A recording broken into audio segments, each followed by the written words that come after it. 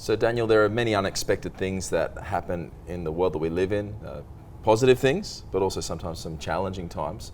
I guess the question is, what do we do in times like this? How do we handle unexpected events in the portfolios? So there's two main sort of realms of how we manage this within the strategy. Right. The first is obviously basic diversification principles. So any given major market in the world or asset class tends to map to one of three primary factors, so growth, inflation, and capital flows. So growth is either increasing or decreasing, like in a recession.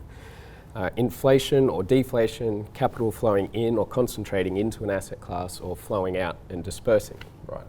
So within our portfolio as the bedrock foundation of that, we have assets and investments balanced within that portfolio that will benefit under any combination of those three primary factors. Right. So if growth improves, we've got assets in there that will do well in that scenario. Same with declining inflation, deflation, capital inflows or outflows.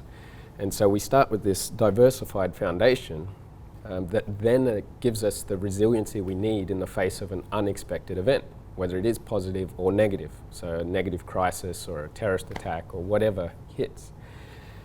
Because any unexpected event simply rearranges those three factors.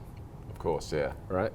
And so at any given point in time, between now and 10 years from now, we can have all sorts of events unfold, but it just rearranges those three factors either in a positive or a negative way. And so we've got something in the portfolio that will move or benefit accordingly. So that gives us a bit of a resilient foundation through diversification. What we add to that, so there's a saying,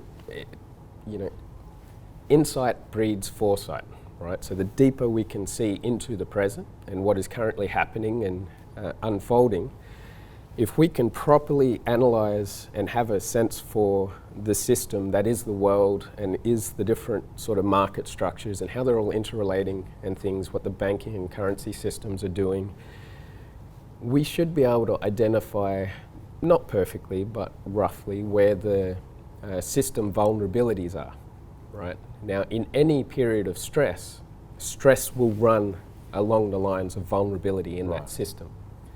So if we have a bit of an eye to that as well, if we get an unexpected negative surprise in the world or in some market, we have a bit of a sense for where stress will run, right? Even though we can't predict the actual event or the nature of it, we have a bit of a sense for where that stress could run through the system. What it affects inside of the exactly. system. Right. And so, we manage the structural skews to the way our portfolio's positioned with an eye to those system vulnerabilities.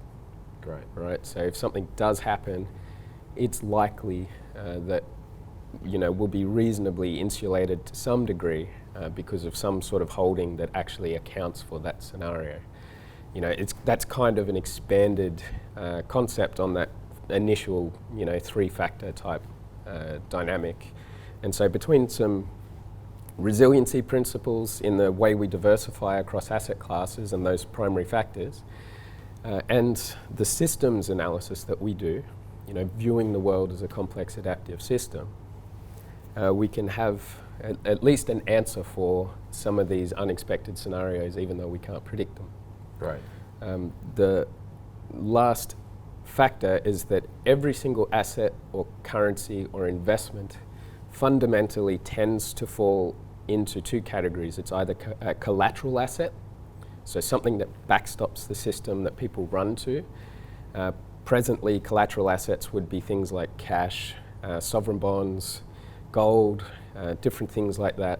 They're sort of that backstop where, risk-off environment, that's where everyone runs. There's a scramble for cash and collateral.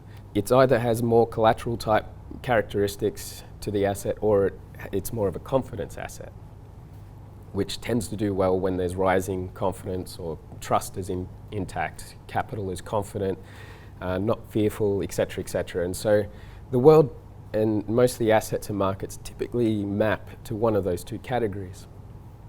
And the definitions of those two categories actually change in different system regimes or different regimes the world goes through. And so if we understand the systemic sort of interrelationships, interdependencies out there of markets and assets and the way the system actually functions, not in theory, but in reality, we can also have a sense for how our portfolio is allocated across even these collateral and confidence assets. Of course, yeah. Right, and so, we're diversifying according to many sort of ways of looking at things, principles. Most of these principles are reasonably common sense, robust, proven through history.